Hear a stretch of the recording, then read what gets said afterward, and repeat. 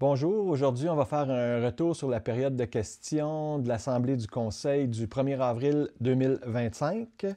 Donc, pour commencer, il n'y a eu aucune question portant sur l'ordre du jour. La première question était de M. Tommy Doré pour un projet de construction de résidence. Il voulait rencontrer le Conseil, donc ce n'était pas vraiment une question, mais un projet de résidence à un prix intéressant. Donc, on lui a suggéré d'aller voir le directeur de l'urbanisme, de présenter son projet, puis par la suite, lui pourra nous le présenter s'il n'y a pas de modification à la réglementation.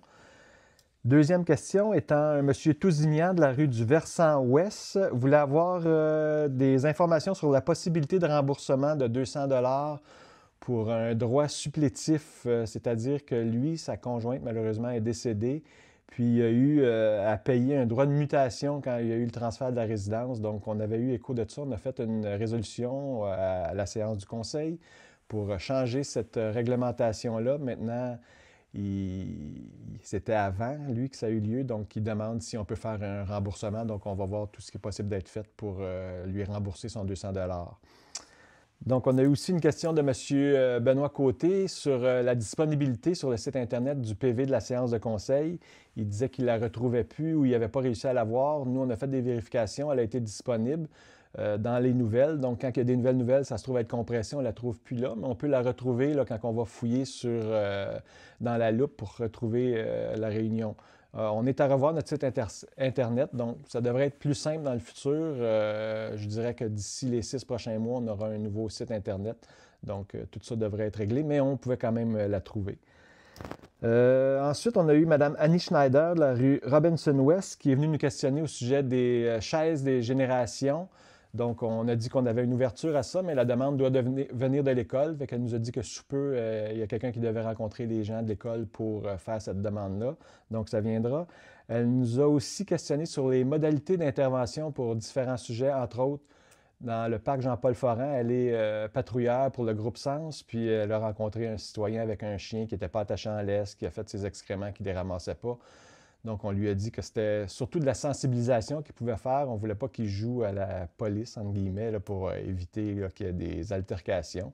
Donc, c'est un problème de sensibilisation. Il faut continuer à répéter aux gens. Il y a de moins en moins qui ne respectent pas les règles, mais le rôle des patrouilleurs est vraiment ça. On ne veut pas qu'ils aillent plus loin que ça.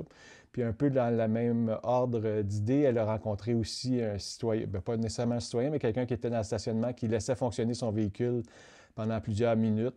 Donc, on est tous pour les bienfaits, là, pour ne pas laisser rouler les véhicules. Fait que c'est correct, elle a sensibilisé le monsieur, mais on n'a pas à aller plus loin que ça. Là, puis chaque personne y va selon ce qui est à l'aise de faire aussi, mais on souhaite de ne pas aller plus loin que ça.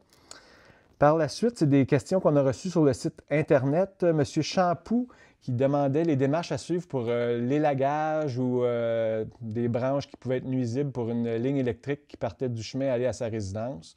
Dans ce cas-ci, c'est chacun des citoyens qui est responsable de faire l'entretien des branches qui pourraient être à risque. Il doit, par contre, demander, pas le faire lui-même, demander à une firme là, qui est spécialisée dans le domaine pour éviter qu'il y ait des problèmes, à moins qu'il y ait un bris quelconque, là, on appelle Hydro-Québec. Encore sur le site Internet, M. Foisy de la rue Schmock qui s'inquiétait de l'état de la route chez eux. Donc, dans le cas ici, on va aviser les travaux publics d'aller faire des vérifications pour s'assurer que la route est correcte. On est à la période du printemps, il y a beaucoup de routes à entretenir, il y a des nids de poules, il y a différentes choses. Donc, c'est sûr que c'est la pire période de l'année pour les routes, mais on va faire les vérifications nécessaires pour ça.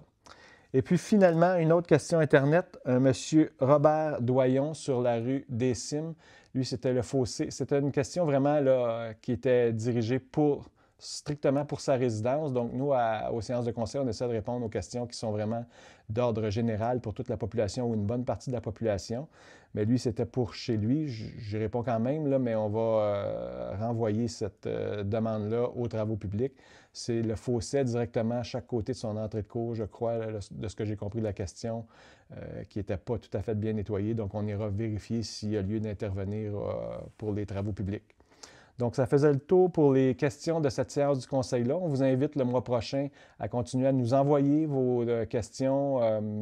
Vous pouvez les envoyer avant aux communications à Shefford, avant 4 heures le jour de la séance. Puis on va faire la même chose, répondre le lendemain de la séance.